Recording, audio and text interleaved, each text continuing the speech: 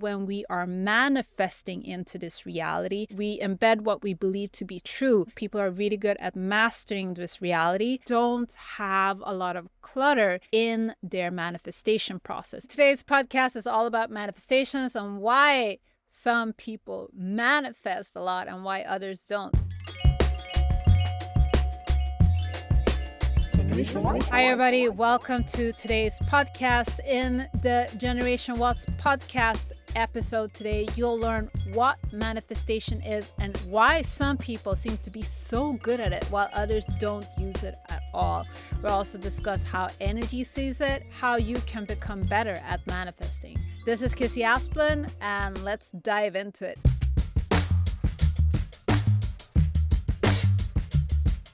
So let's begin with defining what manifestation is. What is it to manifest something? According to the energy system, it means to bring something into modulation. What does that mean? Energy needs to move. That's a really good rule or law to remember, that in order for there to be energy, there must be movement. Energy moves. Energy holds various oscillations at different times. You may have heard in quantum physics that they talk about a spin. In string theory, they talk about a vibration, a string that has to vibrate in order to create density of this reality. But even when you look at atomic models like Niels Bohr's atomic model, there is a spin, there is a circulation that is happening, and this is what we refer to when we talk about energy. We're talking about the movement of atoms, subatomic particles, the movement of the so-called field that people keep referring to. But in essence, energy, timeless energy, so you are a timeless being and a time-bound being at the same time. You have a higher self, you have an inner knowing, you have a greater potential that is expressing itself in the form of a physical body, this physical form, this time-bound reality that we all refer to as life. So in actuality, energy is a movement, it is a vibration, it is oscillations that are moving and vibrating in this reality to such extent that we can pick it up as matter and pick it up with our senses to experience things. So this is what we want when we're generating energy. This is what we want with the creative process. We want to bring things from the ideation stage, from the timeless state, into the time bound, into the reality where we can sense and experience it, so other people can sense and experience it.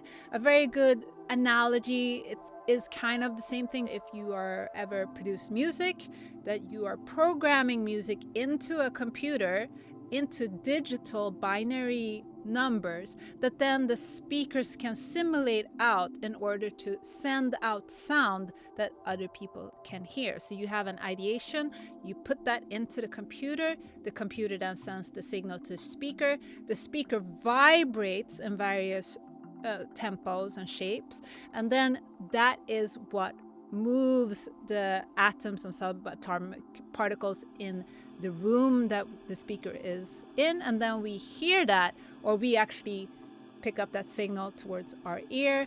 Our brain interprets that signal, so there's an interpretation there, and then we hear that as music.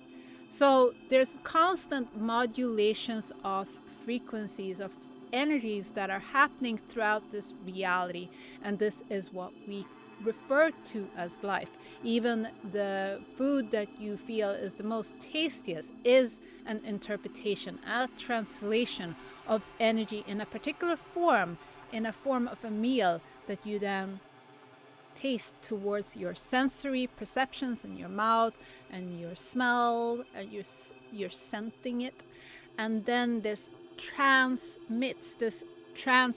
into an experience that the body can feel as, oh, this meal is delicious, this is ecstatic, or it can taste it as, oh, this is awful. When we are generating energy, when we are manifesting energy, we are looking to cause these kind of modulations. We are looking to cause a modulation from the ideation state into the time-bound state.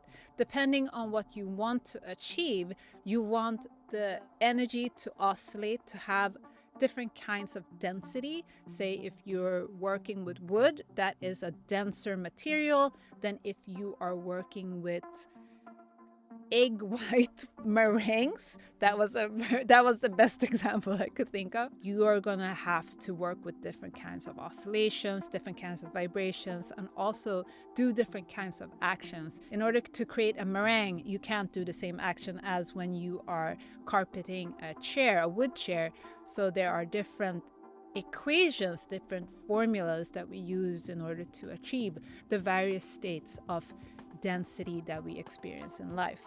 Again, to manifest according to the energy system means to modulate frequencies, modulate energy throughout this field, this reality that we exist in, that we then can experience with our sensory perceptual system.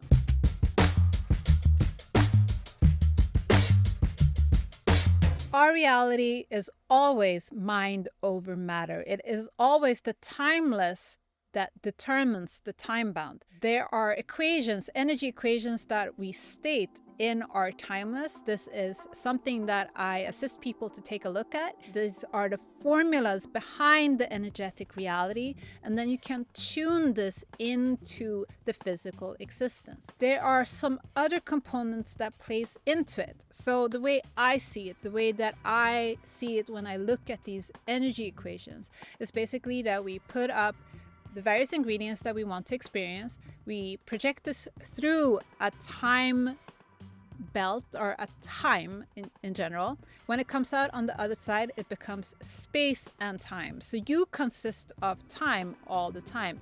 Everything is made of time. And the better you are in sync with the organism or the capacity of time in your body, in your time-bound functions, the more aligned you are and synchronized you are with the rest of the universe. Here you are in flow rather than in resistance. You are moving with the universe, with your timeless, rather than moving against it. When the projection comes out into space-time, there are various layers, there are various sides or filters of us that it also has to move through in order to become real. This is where we have definitions that identity, gender, environment, cultural definitions, skin color, all of that stuff. All of that gets programmed afterwards. But another thing that also gets embedded to this are our belief systems. So if we have belief systems about that life is hard, that things can't come easy for us, that you have to love polka dots to be rich, then we will put those in as well. This means that when we are manifesting into this reality, we embed our belief systems, we embed what we believe to be true into what we generate. So people who are really good at generating, people who are really good at mastering this reality, actually don't have a lot of clutter in that part of their manifestation process, in that part of generating energy. People who have a very complicated lives, people who have very hard time to make things real, have belief systems that are unaligned and don't make sense. So they don't make sense to our perceptual system, to the reality's perceptual system, because our reality also carries a perceptual system, is what I'm seeing right now when I'm tapping into it. If you are moving with belief systems that are counteracting, number one, they can counteract what the actual energy laws and natural laws state, but they can also create compensation patterns. So say if you are a person who believes that polka dots is the only way that you can become rich in this reality, you will set up a reality which is only filled with polka dots. In that reality, nothing else would be of interest and nothing else would matter to you, and not create matter. And therefore, you would close yourself off from other opportunities and other possibilities that would be of purpose to you. When we come in, the way I see it, we all have several passions, several purposes to be in the physical embodiment. One of them is, of course, to be the being, to be the energy and expression. But there are other things that we are here to experience, to specialize in. That's why some of us are scientists, others are ice hockey players, then they're musicians, hairdressers, entrepreneurs, wide variety of different specialties. It's so we all can come into harmony and orchestrate this reality of humanity that we are seeking to experience and express.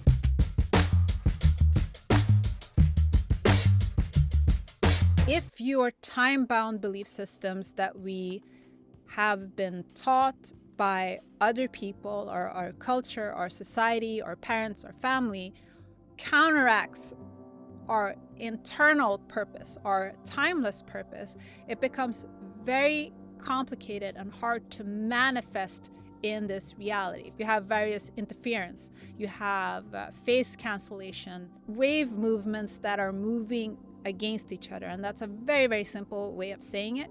Basically, the energy that you want to project in, the energy that you're working so hard to manifest through the time belt, from your timeless into the time bound, gets nulled out by belief systems that are so intense and so big that they basically bury the energy of the timeless that comes in. So the timeless always sets the tone for the time bound, but there are things in the time bound that can happen that nulls it out and actually makes nothing happen at all. And that's why some people are great at manifesting while others aren't. It doesn't have to do with if you're a good person or a bad person. It has to do with your alignment with the laws of energy.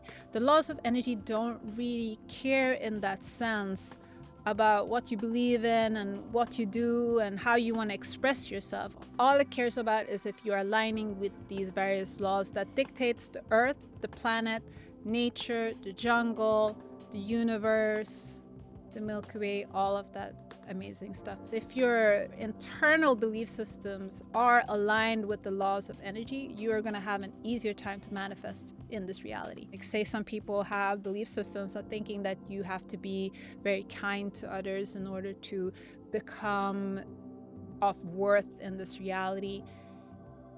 It doesn't completely agree with the laws of energy, and then you're actually nulling out the energy. So the only thing the laws of energy cares about is that everybody uphold the laws of energy, basically by not oppressing others, by not controlling others on your own behalf. That means that you are not allowed to step into other people's frequency lanes and claim those as yours. That's a big no in the laws of energy.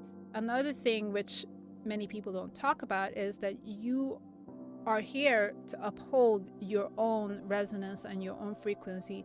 If you are not in your vibration, if you're not in your resonance, you're actually opposing the laws of energy.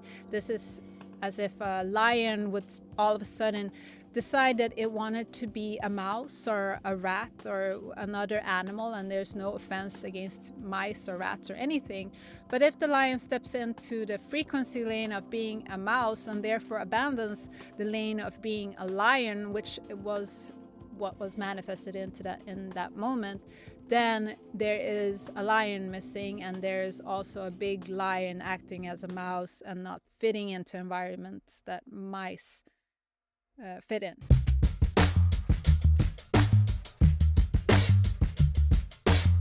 You are shaped and formed in a particular way in order to express the frequency that you are here to embody. And it's really important to indulge that and lean into that portion of yourself. I know that media and magazines, especially for women, can send out certain signaling that, oh, this is how the female body is supposed to look like.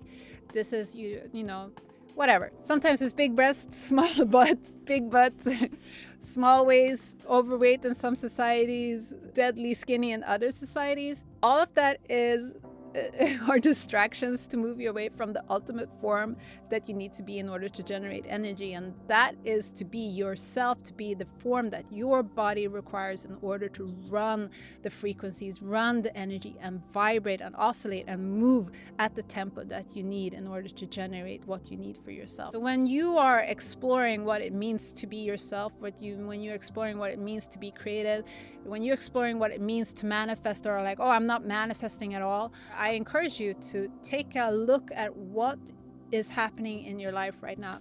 Become the full-time observer of your life. You don't need to change anything in this moment. The most important thing is to observe what is happening. What are you saying? What are you speaking? How are you holding yourself? How are you carrying yourself? What are you eating? How are you nurturing yourself? What are your relationships like? What environments are you around? What kind of people are you around? What are they saying? What are they vibrating? What are they doing? Start exploring and deciphering all of that, even the workplace. What is happening at the workplace? What character are you fulfilling? What avatar are you fulfilling at your workplace, at your school, at your band, or in different environments? Begin explore the role that you have taken on in this culture in order to survive or defend or to thrive or to nurture yourself. Observe the character that is, but then also observe if that actually aligns with how nature works, or if this is a belief system that you have ingrained into your time bound, into your body, into your cells, in order to generate yourself here.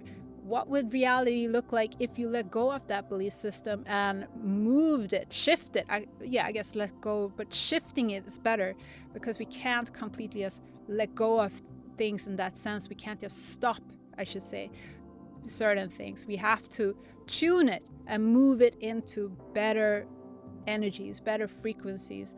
So what would happen if you tune that? What would happen if you were a kind person when it was needed to be kind, but also could stand your ground and could put your foot down in moments when that was needed? What if you were like the lion, that you were only take what you need when you need it, and then when you don't need it, it's rest, it's relaxing, it's taking it chill and just enjoying being a lion, just enjoy being a human? What if you didn't need to strive so much to accomplish things all the time? And what if you, at times when it's important to accomplish, what if you stepped up to the plate and really did it? I would play around with all of this stuff. I would also begin exploring how your parents, how your family sees certain belief systems in this reality, because many of the conversations that we have in our society, especially in our culture in the West, are re-emphasizing of belief systems. It's actually non-productive conversations that don't really mean anything. And the more we rise to the occasion, the more energy we hold, the more awakened we become, as some say, the more productive our conversations are going to become, and the more they're going to teach and flourish us into a new level of society. So that's very, very exciting also. Right. There's one more thing I want to point out, that we all are manifesting all the time. The question is, what are you manifesting? Are you manifesting an abundance of lack? Are you manifesting an abundance of pain, abundance of wealth, abundance of joy, abundance of balance, being out of tune, an abundance of never getting the date that you need? Or are you manifesting the abundance of always dating the right person?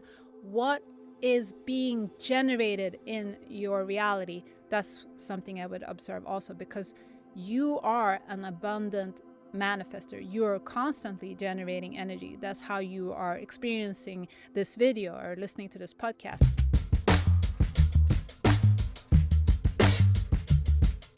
All right, today's conclusions. We all generate energy. We all manifest energy all the time. The question is, what are you manifesting? What are you generating? What belief systems are controlling and steering your attention, your energy into various forms of modulations of matter? To manifest is to move energy through various modulations and cause different speeds in the atomics, in the subatomics, in the particles of this reality, the better you are at oscillating at the speed that you need and being in your resonance, being the lion versus being in somebody else's lane. For example, the lion being the mouse, the easier you're going to have in this reality. The next conclusion is it doesn't matter if you're a nice person or a bad person. It does matter if you comprehend how the laws of energy function, what they need, and how to move in synchronicity with this reality.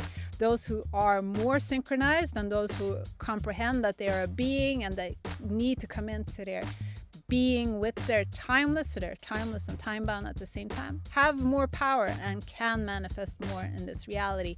People who are distorted and think that they don't deserve or think that they have to be nice to everything and everyone and therefore give up their energy and don't resonate in the energetic capacity that they need, unfortunately, they don't manifest that much in this reality either. They actually become taken advantage of. This reality don't function according to how our mind, our cultural minds perceive it. It functions according to the laws of energy, the laws of nature. The more you realize this, the easier it will become for you. It doesn't serve you well to have belief systems that are not aligned with energy, but it also is important to realize that you may have belief systems that have been taught from others or from cultural belief systems or cultural masterminds. So there also are belief systems that have been inherited from post-traumatic stress, that okay, this happened and therefore I'm going to say that this is. The women do this all the time, like, oh, I dated a man, now all men are bad. Men do this as well. I'm not saying that one is better than the other, but when we do definite rule sets like that and say, okay, this is how it is and that's because of that, it actually closes down potential and it doesn't allow us to see the variance and the other possibilities that are out there. Instead, we just close the door and then we don't experience anything because we hold that resonance, because we hold that belief system and that frequency. We call in more of it. This was a big episode, but I hope it was of value to you. So please hit subscribe. And the reason for that is I want you to stay in touch with this podcast. I want you to stay in touch with all this knowledge that we're going to be pumping out via this podcast. All right, so hit subscribe wherever you are, audio platform, hit subscribe or follow there or however you stay in touch with the podcast. If you're watching us on YouTube, hit subscribe, hit the notification bell, stay in touch that way. You can also sign up for the newsletter where we notify about new episodes, new articles, new resources, product services, guided meditations, anything that we release in our studio that is for purchase. We will also let you know there because we do spend time creating wellness so you can create the person or the being that you want to be in this reality. All right, my name is Kissey Asplund, and if you need me, I'm over at Generation Watts. Till next time, bye. Generation Watts.